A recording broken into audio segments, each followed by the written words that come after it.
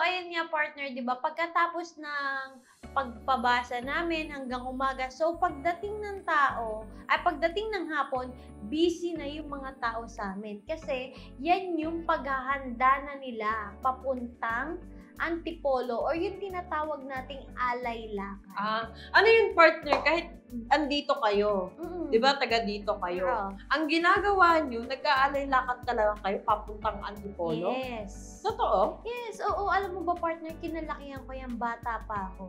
Ngayon, nandito ako, ibang henerasyon na yung nagdadala sa santo namin doon. Meron kaming santo doon, tinatawag namin siyang Mama Mary.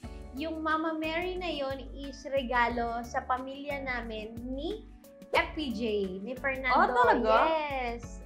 So, matagal na yun. Alam ko nga, mas matanda pa yun sa akin eh. Mm. Yun yung Mama Mary namin na talagang, yun yung yearly namin na binibitbit papunta sa Antipolo.